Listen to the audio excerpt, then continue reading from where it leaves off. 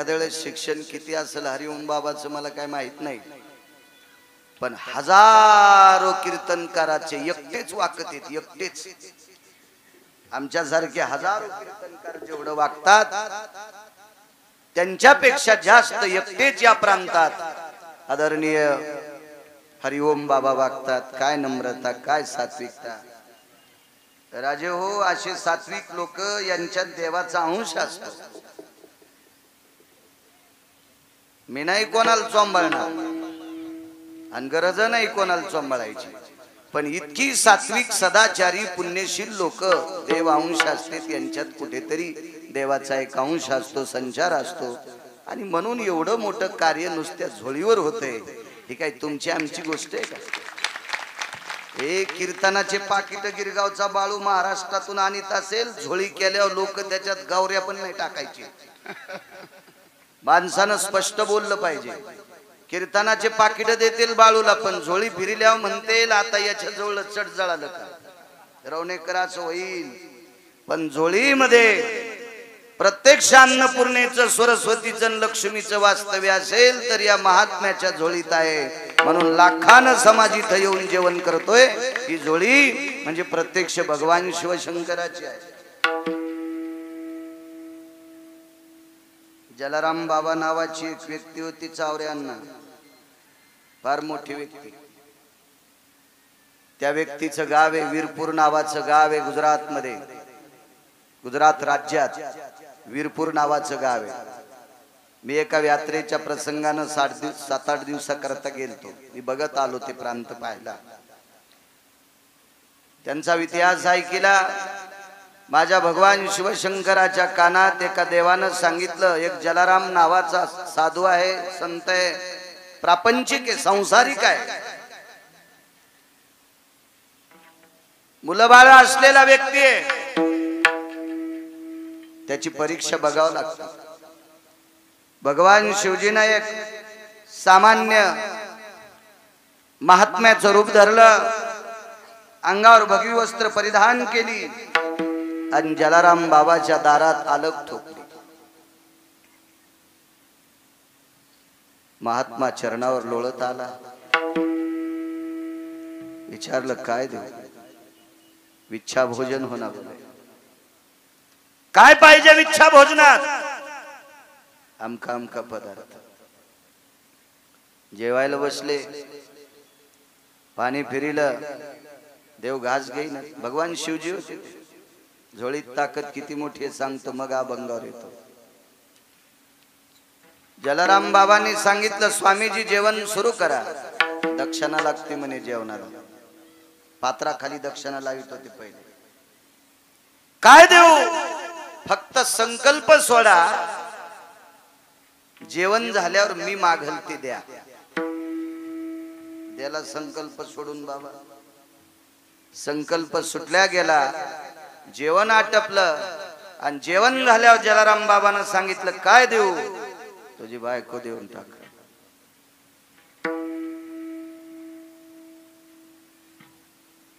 सामान्य माग नाही. काय वाटलं तुमच्या काळजात शब्द ऐकल्यावर? डोळे रडत नव्हते त्या साधूचे, अंतःकरण रडत होत. कारण बायको दान करण्याचा अधिकार पतीला नसतो. बाईने विचारलं, मालक खिन्न चेहरा आहे, आपल्याकडे साधू आलाय. बाईने ओळखलं, या साधूच्या चेहऱ्याकडे सूर्याकडे बघितल्याच्या नंतर सूर्याचं तेज फिकं पडतंय, इतका साधू तेजस्वी. आणि तुम्ही खिन्न का? लक्ष्मी, जेवणाच्या दक्षिणेत त्या साधून तुला मागितलंय, जाते मी साधू सोबत. कोर पातळ नेसलं, साधूच्या चरणावर प्रणाम केला, सांगितलं, चला महाराज, मी आजपासून तुमची. साधू पुढे जलाराम बाबाच्या धर्मपत्नी मागे. गावाच्या बाहेर शिव ओलांडली, शिवेच्या जवळ आले. साधून झोळी आणि दंडा खाली टेकला. झोळी होती काखात आणि दंडा खाली टेकला. दंड आणि झोळी. आणि शिवजीने आपलं रूप प्रगट केलं आणि दोन्ही हात छातीवर ठेवले. हे नम्रतेचं लक्षण आहे. नम्रतेचं लक्षण आहे. दोन्ही हात छातीवर टेकले, नम्रतेचं लक्षण. आपल्याकडे 28 प्रकारची नम्रता सांगितली. तुम्हाला कोणती कोणती पाठ आहे देव जाणी. किती महाराज फुकल्यावर सुधरतात तेही देव जाणी. कारण हा तुमचा दोष नाही. आमची लोक कुराण वाचून कीर्तन करत नाहीत हे आमच्या लोकांचा दोष आहे. विडाला प्रत्येक जीवाया हितेशी नम्र भावेषु जायते. पशुपक्ष्यांना सुद्धा नम्रता सांगितली. युद्धामध्ये आपल्या हातातलं जर शस्त्र संपलं असेल तर पुढच्यानं आपल्याला मारू नये याच्याकरता हात वरी करायचे. पुढच्यानं समजायचा निशस्त्र आहे. नम्रतेचं लक्षण. दुसरं नम्रतेचं लक्षण हात जोडणे. तिसरं नम्रतेचं लक्षण लोटांगण घातले. चौथं नम्रते मागे पुढे सांगायलो. चौथं नम्रतेचं लक्षण हात जोडायचे नाही, काहीच नाही. नम्र स्वभावानं मान खाली घालायची. आणि अधिकारी लोकांना सामान्य माणसाला हात जोडता येत नाही म्हणून ते अंतःकरणानं नमस्कार करतात. हृदयावर दोन्ही हात ठेवणं हे नम्रतेचं लक्षण आहे. जनावरातलं सांगू तुम्हाला. एक कुत्र दुसऱ्या गल्लीत गेलं आणि त्या गल्लीतले कुत्रे जर तयार असले तर याला जर बोचकारीत असतील तर यानं नम्रतेचं लक्षण यानं कष्टा घालायचा. कष्टा कळाला का तुम्हाला. दोन्ही पायाच्या मधात शेपूट घातली की हे ते कुत्रे याला चावत नसतात. हे नम्रतेचं लक्षण आहे. माझे भगवान शिवजी विश्व ज्याच्या ताब्यात आहे तो जगाचा बाप आहे. दोन्ही हात छातीवर ठेवले, मान खाली घातली. माय मी तुझ्या मालकाची परीक्षा बघण्यासाठी आलो. ही झोळी आणि दंड घेऊन जाय. मुठभर पीठ होतं त्या झोळीत आणि त्या काळात शिवजीनं आशीर्वाद दिला. चंद्र सूर्य तोपर्यंत या झोळीतलं पीठ संपणार नाही. वीरपूर नावाचं गाव आहे. पावतीचं बुक नाही, काय नाही, काय नाही, काय नाही. आम्ही ज्या वेळेला दर्शनाला गेलो त्यावेळेला 400 तुपाच्या डब्याचा ट्रक आलता. त्याला विचारलं कोणी पाठीला. ते म्हणला माफ करा बाबा, मला फक्त भाड्याची पावती दिली, माझं भाडं देऊन टाकलंय आणि एक सांगितले की हे ट्रक 400 डब्याचा तुपाचा 15-15 किलोचे 400 डब्बे जलाराम बाबाच्या आश्रमावर वीरपूरला नेऊन द्या. कोणी दिलेत काय दिलेत काहीच माहित नाही. ही निष्ठावंत देवावर भाव ठेवणाऱ्या व्यक्तीच्या झोळीत इतकी ताकद असती आणि ती ताकद या महात्म्याच्या झोळीत आहे. एखाद्या वेळेस मोठा सप्ताह करायला आमच्या सारख्याला लय याच्या त्याच्या पाया पडावं लागेल. पण एवढा मोठा सप्ताह करायला या महात्म्याला रोड सुद्धा सोडायची गरज नाही, रोड वलंडायची गरज नाही. इतकी कृपा आहे. किती बोरेश्वराची झोळी आहे. विठाला विठाला.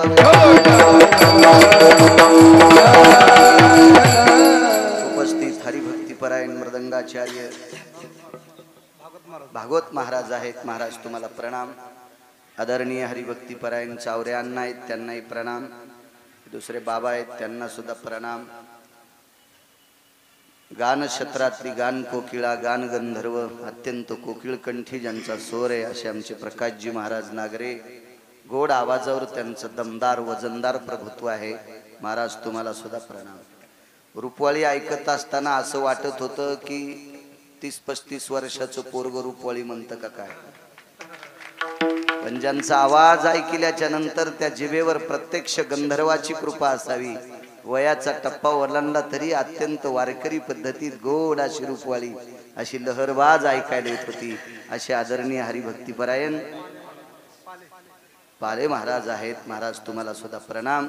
चोपदार आदी करून सर्व मंडळी मस्तक माझा पायावरी या वारकरी संतांच्या पंचकृषीतून आलेले भगवान बोरेश्वराचे, भगवान ज्ञानोबाराय तुकोबारायचे, नामदेवराय चोखोबाराय, नाथबाबा सावता महाराजांचे ही सगळी ही भक्तगण मंडळी, वयोवृद्ध तपोवृद्ध ज्येष्ठ श्रेष्ठ ही सर्व आलेली पुरुष मंडळी असेल, माझ्या मायमावल्या असतील, माझ्या आळंदीतल्या मालकाच्या उकोक्तीनुसार गिरगावकराचा तुमच्या चरणी नाक घासून प्रणाम. विठाला विठाला.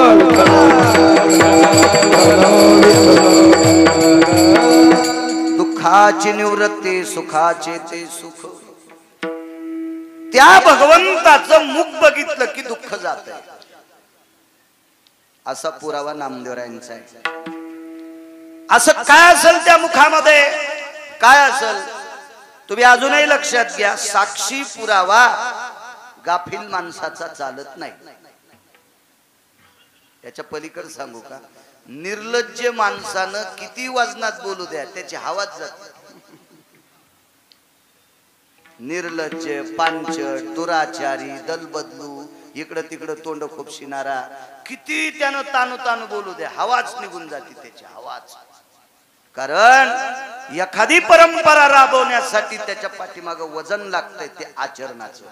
आणि आचरणाच्या चौकट काय विधात्याकडे चौकट असेल, नामदेवरायाचं आचरण मोजायला तराजू असेल, त्या नामदेवरांचा पुरावा आहे. पाहता श्रीमुख गोविंदाचे. ते मुख एवढं शक्तिशाली आहे ज्याला एकन दोन भाषा येतात. आम्ही 7वी पर्यंत 3 जण शिकलो. त्याच्यानंतर ते दोघं पुढचं शिकले.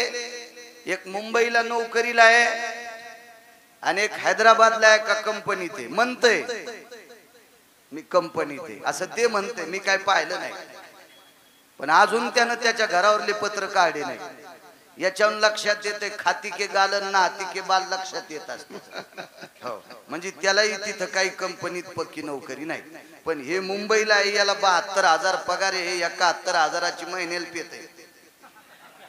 आणि ते 1,000 खात्यावरले काढता येत नाहीत म्हणून ते ठेवावं लागते. बँकेचा रूल आहे त्याचा.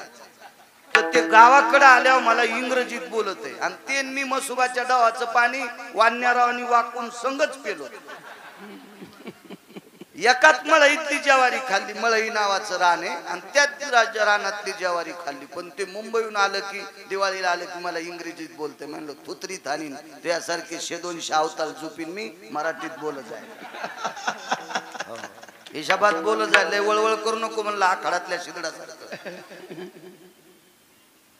कारण सांगू तुम्हाला, काल परवाचा 2 भाषा शिकलेला आपल्या भाषेवरचं प्रभुत्व संपून टाकतो. ज्या व्यक्तीला 56 भाषा येत होत्या ती माझे आळंदीतले मालक माऊली महावैष्णव ज्ञानोबर आहे. आणि ज्ञानियांचे राजे आहेत, योग्यांची माऊली आहे, समाधी धन आहेत, अलंकापूर निवासी आहेत, वारकऱ्यांचा प्राण आहे. विटेवरच्या मालकाचा अंतःकरण आहे. माझे जीवीची पंढरपुरात नेईन गुळी, प्राण आहे तिटेवरच्या मालकाचा. आणि एवढं विवेकाचं टोक काटलेले ज्ञानोबा आहे. त्या रूपाची महती सांगतात. रूप पाहता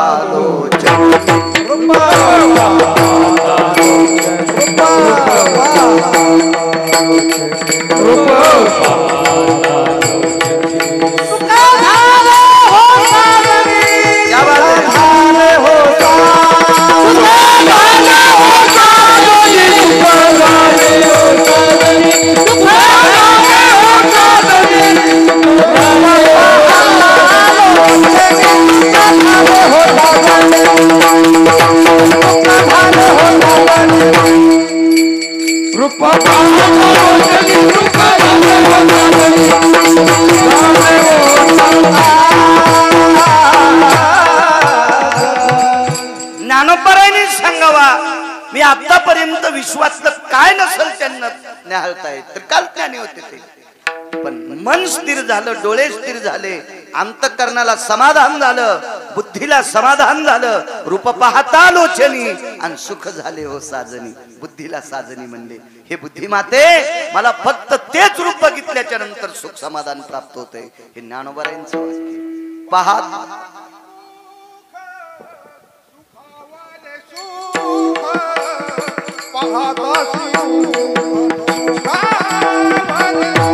टाळ टाळ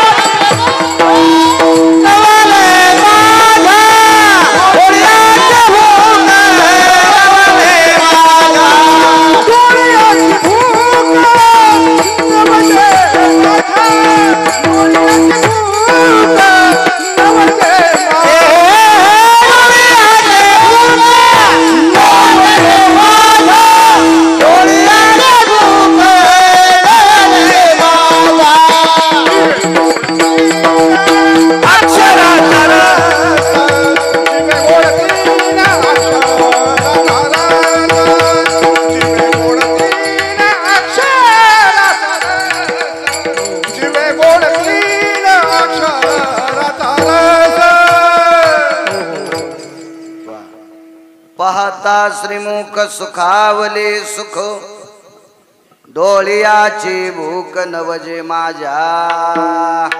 मालकांचं वाक्य 18 मालकांपैकी एकाचं किती भूक ते बघितल्याशिवाय भागत नाही.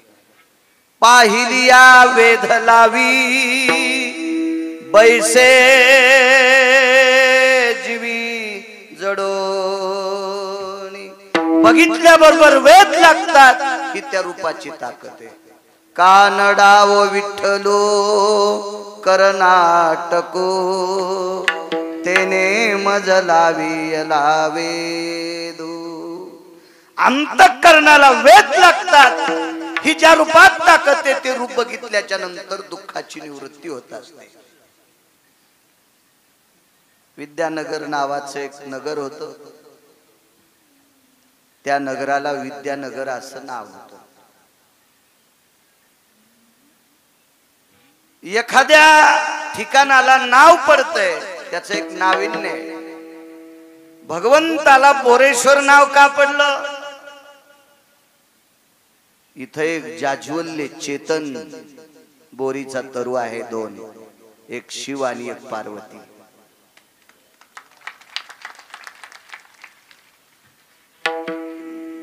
मी 3 वेळेस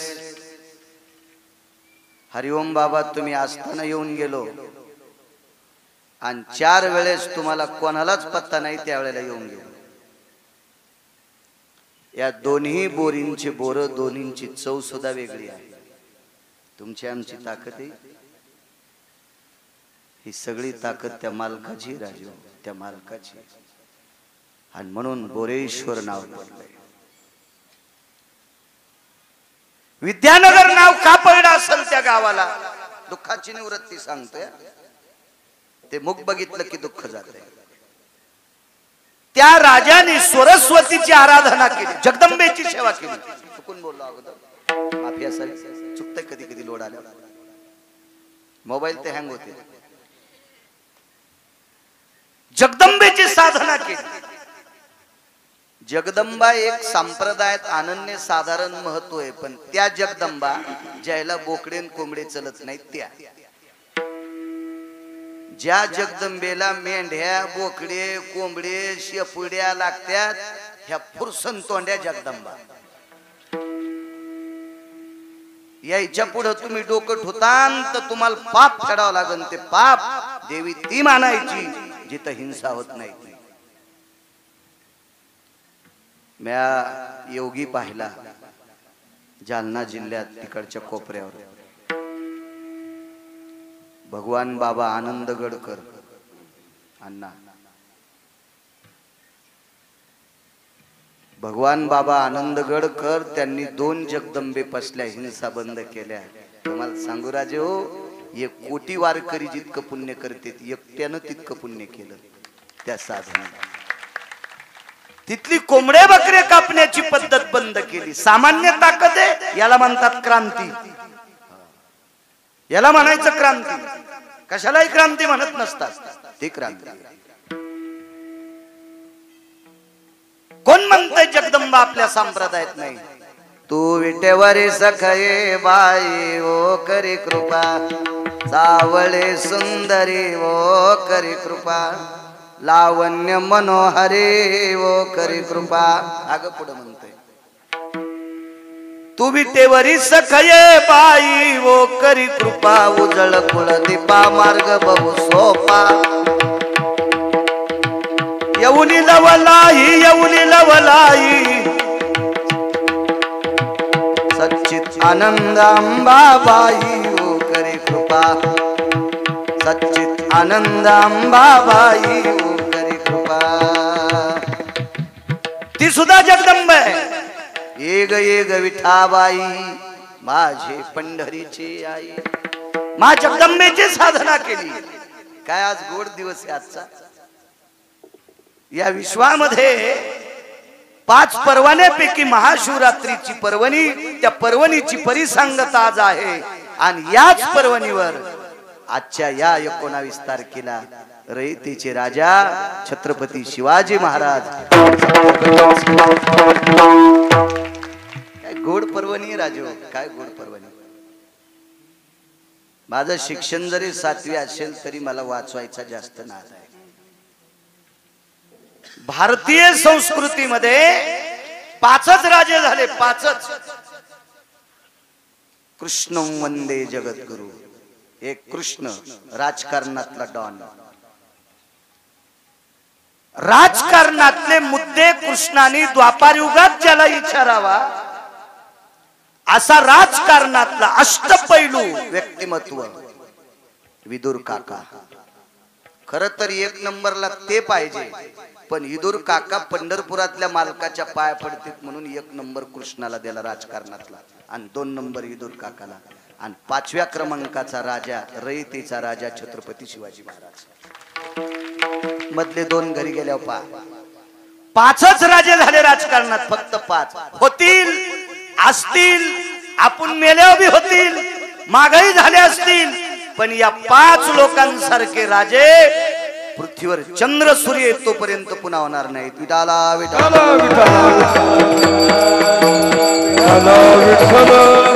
असा माझा शाप नाही आणि शाप देण्याची गिरगावच्या बाळ्यात पात्रता पण नाही, पण असा पुराणाचा दिलासा आहे. ती 5च डॉन राजकारणातले, त्याच्यातला 5व्या क्रमांकाचा डॉन रयतेचा राजा छत्रपती शिवाजी महाराज. अशा राजांचाच प्रगट उत्सव आहे, जन्मदिवस आहे. आज माझ्या शिवजींची प्रसादाची पर्वणी आहे. बघा, भगवान शिवशंकर आणि छत्रपती शिवाजी महाराज हे शंकराचा अंश असलेले राजा होते. सामान्य ताकद नाही, फार मोठी. वारकरी संप्रदायातला नाविन्यपूर्ण राजा. आता आमदार, खासदार, मंत्री पंढरपूरला येत असतील, कीर्तनात बसत असतील, काय नवलाची गोष्ट नाही. राजसत्ता आणि धर्मसत्ता त्रेतायुगापासून चालत आहे. राजाश्रयो मंडितम येन भास्कर वंशो भय जायते. दशरथो रामानुज भयस्थितानां नामने साधवे न जायते. त्रेतायुगातले राजा दशरथ राम हे राजे होते आणि महाराज महर्षी वशिष्ठ होते. एकत्रित सांगत. द्वापार युगातले राजे कृष्ण होते. नामने न साधवे नाम सांदीपनी मुनिये भयो अर्जितम विद्या वजायन्ते नाम सांदीपनी तिमानवयो.